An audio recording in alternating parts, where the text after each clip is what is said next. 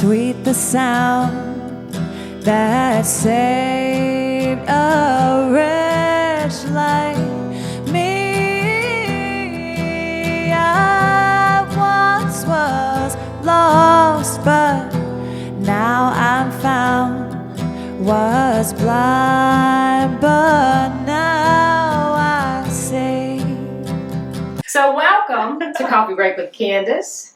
We just performed Amazing Grace. I hope you enjoyed it. We enjoyed doing it. My guest today is an incredible and accomplished musician. She is a singer, songwriter, wife, mother, and about 50 other things, but I'll let her tell you. Please welcome to Coffee Break with Candace, Jennifer Zavaleta. Welcome, Jennifer. Thank you, Candace. Thank you for being here, girl. We're so excited today, and we've had coffee, so today is a good day. So tell me about you. Where did you grow up? Well, I grew up in a really small town in Georgia. The name of the town is Jessup, Georgia. It's amazing that people that I meet everywhere have heard of this little tiny town, even though it's tiny. About 30 minutes away from the coast. So Okay. I have not heard of Jessup. No? No. There's not much to it, but I love it because I'm from there. My parents are still there. So yeah, we did like beach trips on the weekends and stuff. It was close enough so we could enjoy that kind of stuff. But I'm a total country girl.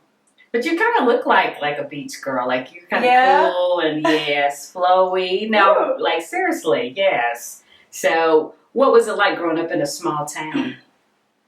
Well, there wasn't a whole lot to do. You know, we rode like dirt roads, rode the back roads in high school, campfires, and but there weren't really many things to do outside of kind of getting into trouble. So when did you first get into music? In high school, actually. Well, let me back up. I started singing when I was really little in church. Really? Yes. My mom was in the choir in our church back home, and so I followed suit and I sang in the choir. And I guess my first solo performance ever was at Calvary Baptist Church in my hometown. And I was nervous. Oh, I can't remember what I sang. But I watched a video of one of the things I did, and it was horrible. Was it really? Oh, man, I was so nervous, and I was like, da, da, da. I wasn't smiling at all. You could tell I was so nervous. My parents have the video still, so. They show that at Christmas and stuff. They show it to embarrass me. No, it was pretty bad though. But that was my first, church was where I was introduced to music and home. And then the older I got, I started playing in garage bands and stuff like that. Oh, cool. When did you know that music was going to be your thing, that you were going to pursue music? I guess it was. I'd been in college for a couple of years in Statesboro, Georgia. Now, where's that? That's also very south. I'm from the south, I'm from Tennessee, and this is so sad because Tennessee and Georgia are kind of pretty close. Yeah, and I don't know any of these places. I don't know much about Tennessee either. Okay, then I don't feel bad. That's one of the states I haven't really been to. It's beautiful, by the way. So is Georgia. Yeah. The part I'm from. The part I'm from is gorgeous. Green. Mountains higher than the ones in Georgia. See, we didn't have mountains. Okay. That's further north than where I was. Being competitive. But green. Yeah. It's very green. And I love being close to the coast. I wish that Austin was a little bit closer to the beach. But what was your question? When did you decide to pursue music? Okay, I'd been in college for a couple of years. I wasn't doing so well. So I decided to quit. And what were you studying at the time? Interior design. Oh, wow. That's a big change. That's actually what I got my degree in, later. Okay. Still artistic. Back in high school, I remember asking, like, what do you want to be? And I thought, I want to be a musician. But then I was like, I got to make money. Okay, I want to do something artsy then. What can I do that's still creative and artsy and still make money? And I was like, interior design. That's how I landed in that. Wow, okay. But college life got the best of me, and I started, not doing so great. So I thought, I'm going to take a break and just go work. So I moved to Savannah, Georgia. Have you heard of Savannah? Savannah's beautiful. Savannah's awesome. I lived there for a couple of years before I moved to Austin. And that's where I decided, okay, I'm going to find a band. I'm going to find some people to sing with and start playing. Oh, really? Wow. So did that, more of like the coffee shop kind of thing there. It was actually with two guys, Dan and Jason, and one of those I ended up moving to Austin with. And we did music here a little bit. Wow. Okay. Yeah. But that was kind of the start of it, my move to Austin. Mm-hmm. That's when I started looking for a way to make money doing it. Uh-huh. And of all the places you could have moved, why did you choose Austin? It was a very kind of spur of the moment. There were the two guys in Savannah that I was singing with. One, we all wanted to move. Oh, really? Right? But one wanted to go to Phoenix, and one wanted to go to Austin. Oh, okay. So I was like, I'll go anywhere. I don't really care Mm-hmm. because I wasn't tied down to anything. Yeah.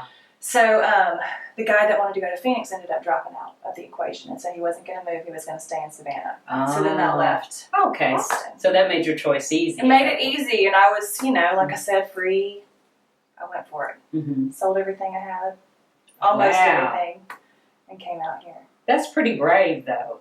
It was adventurous, and I wish I'd done more of that kind of stuff, I think, but back in my 20s, But it was good. It was a good choice. Yeah. Because I've met some amazing people out here. Sure, sure. So how was it like getting involved in the Austin music scene when you got here? When I first got here, I did a lot of the coffee shop things. I almost immediately met my now husband. Oh, cool. Who we started doing a little duo thing, and then we added a flute player, and she made the trio. So we would go out and play our little set of like 5 songs. Very original, unique. I should put some of that online, actually, because nobody's ever heard it. And I still have the little CD. Oh, my gosh, that's cool. Yeah, and she was an amazing, is an amazing musician. Her name is Julie. So we would hit up, I remember like the Speakeasy on their kind of acoustic nights. Yeah. Some of the coffee shops, Ruta Maya, stuff like that. And then I would go play at open mic nights. Oh, wow. As well. And then I started hitting the ads in the Chronicle looking for jobs. Okay. And ended up singing with a couple of wedding bands and stuff like that. So that's when I started making money doing it. And I was like, oh, okay, this can work. Even if it's on the weekends and I'm gone all the time, it's money in my pocket. And you're doing what you love. Doing what you love. Yeah. Yeah. So what are some of your favorite musical experiences? Oh, gosh. Okay.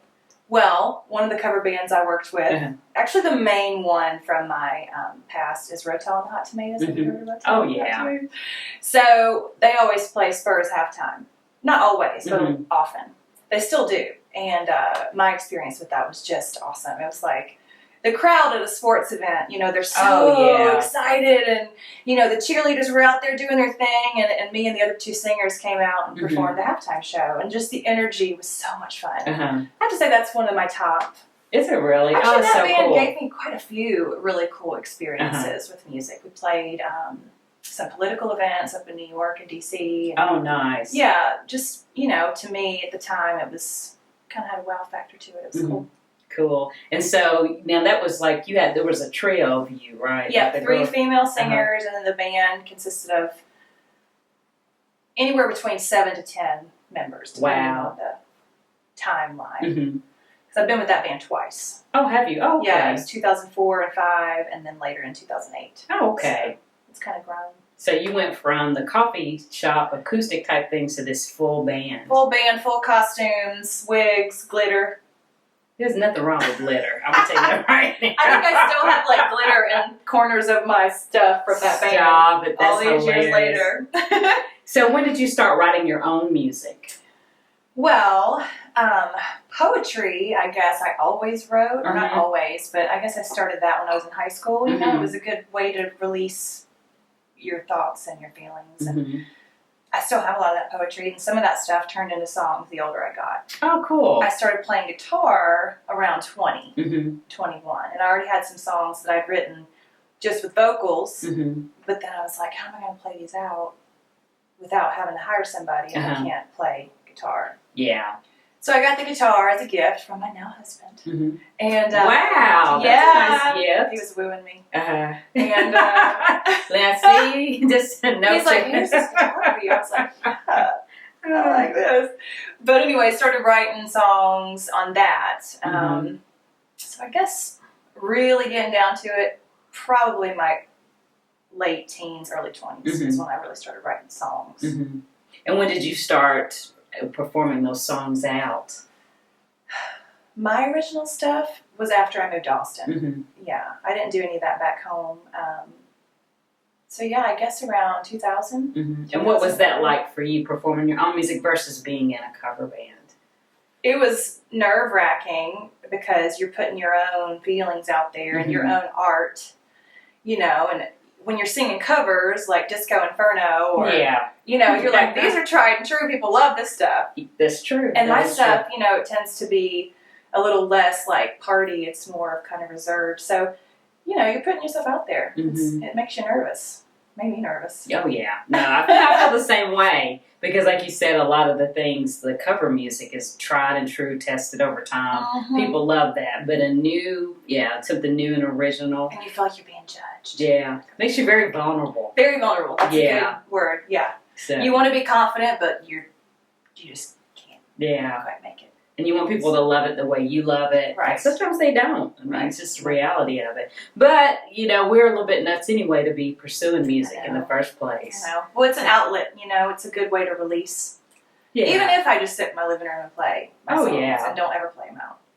It gives me, it's a type of therapy, I think, right? Yeah. Yeah, but I literally, and I bet you do too, I sing every day. Yes. So I gave a performance in the car yesterday. That was phenomenal. Love it. I really wanted like someone to video me. I'm like, I am jamming. I am killing this today. Like, that's awesome.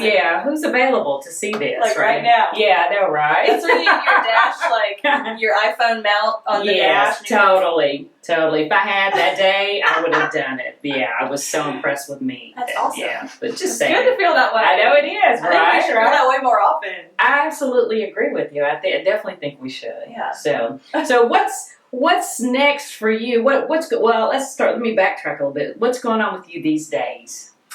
Well, these days I am just about to finish up my album of original music. This is my album that's already done of jazz tunes. There's 5 jazz tunes on there. Oh, awesome. Some amazing players on that album. I guess I recorded this about, I finished it in 2013. I probably recorded it a year before that. Oh, okay. Amazing players on that. So while we wait jazz for the new one, we can purchase this one. On iTunes. Yep, all your stores that sell music online. Okay, everywhere. It's everywhere. You want to be. You can. If you like jazz, it's a cool take on jazz. It's got some really cool electric guitar stuff going on, and like I said, just amazing players. Candace knows some of the players on it. And yes, they are amazing for sure. So what's going on with this new project? The new project is about 10 songs, and nice. They start from back when I first started writing my songs that were more like poetry, you know, to since the birth of my daughter. So it spans a broad segment of my life. And it's emotional for me. You know, there's some sad songs at times that are hard. There are happier songs, you know, of the more joyful moments. But I'm trying to finish that up. I have to put the vocals down on one more song. Oh, that's awesome. And then get it mastered and all that. And then I'm going to put it out there. Just like I did that one. Yeah, but that's a good feeling. It's a good feeling to find. I mean, it's been almost 5 years since I've been recording this. I take a really long time to get stuff. It's a labor of love, though. It's Well, it's really expensive. Well, that too. Know, so I have to save up, do a song, save up, do a song. You know, but it's worth it. You know. Yeah. So, what's your favorite song so far on the new album? Oh gosh. Probably Heartbeat. And that one I wrote basically to my daughter a couple years back. Really? Yes, and it's kind of like almost an apology in a way because you mess up so much as a parent, you know, and you hope to God, you're like, please don't let me be scarred, my kid. Like, so the lyrics are basically, the lyrics are basically like, no matter how this is not the exact lyric, but the gist of it is, no matter what I've done or what's happened, every time you feel your heartbeat, know that I love you. Oh my gosh, that's beautiful.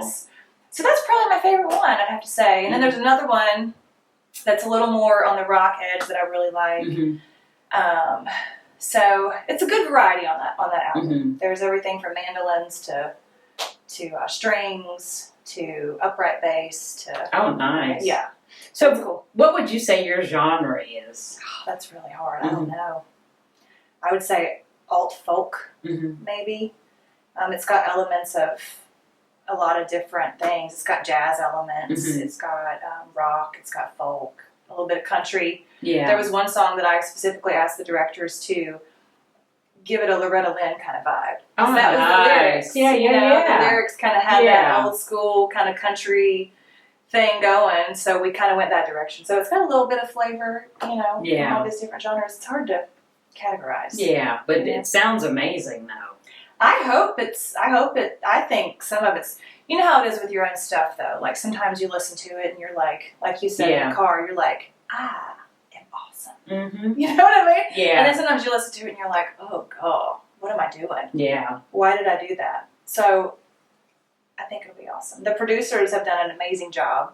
Same Sky Studios in Austin. Nice. Very good guys. Great at what they do. That's So. awesome. I think it's when you're doing an album like that, like it is again a labor of love. It's a beautiful thing, but you do go through those peaks and valleys. I know for me, like, oh my gosh, there are days I'm like, I love everything I've written down, and then other days like I hate it. Like I I'm know. like, yeah, like who wrote this? Like somebody from You're like, elementary school wrote This this. is bad. Yeah. Some of Yeah. them- I've even had instances in the studio with these guys where, this one song I wrote, it was one of the first songs I wrote. Mhm. And so I've changed since then. Oh sure, right? sure, of course. So I wanted to change the lyrics, and they actually convinced me not to. They were like, oh, you know what? Okay, cool. Don't discount what younger Jennifer had to say. Yeah. Like, let her Oh, speak. yeah. Because that's what she had. And I was like, you know what? That's a really good point. Yeah. So I kept it the same. You didn't change anything? Didn't change the lyrics on Okay, that one. cool. No, I have changed some stuff. But Mhm. on that one, I was like, that's really true. I shouldn't discount what the younger Jennifer was feeling. Yeah. Because it was valid at the it was time. valid at the time. Sure, absolutely. And it would still be valid for somebody else. Oh, absolutely. I might kind of be like, oh, I wish I had written that differently. But, at the time I didn't. Yeah, So. but there's truth in that, and I Yeah. think you can never go wrong with that. And I even think you've mentioned that in something of yours I read about truth in music and Yes. the authenticity of it. Uh-huh. So I think that's why people are drawn to music, because it does show that authentic side yeah, of people.